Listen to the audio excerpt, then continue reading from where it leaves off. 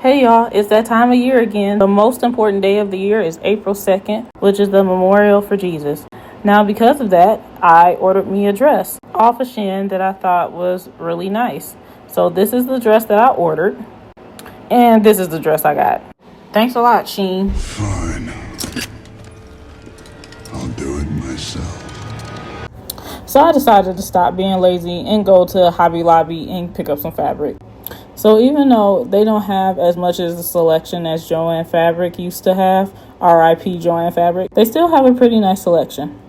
Now, typically I always gravitate towards pink, but I keep doing pink dresses, so I decided to do something new. And I found this pretty blue fabric that was on sale. Now, once I found my fabric, I decided to go over to the pattern area, and I wound up finding this one pattern in a Simplicity book. Now, if you haven't did this before, basically you look up the number in the book, which is 8292. Then you go over to the filing cabinet and find the matching number. They're usually in order and easy to find. I felt that this dress pattern was pretty close to the dress that I picked out. I would just have to make a few alterations. Now, this fabric in my hand is the last fabric I bought from Joann Fabric before they closed.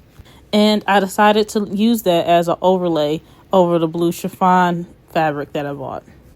And now it's time to get to work. Now, to me, in my opinion, the hardest thing about starting a dress is cutting out the pattern. Like, they give you this paper, which is basically parchment paper, if you ask me. And it's kind of durable, but it's kind of not. And it's very easy to rip, so you have to cut it pretty precise. Because if you don't cut it right, then your fabric's not going to be right. Because it's going to come out the way you cut it.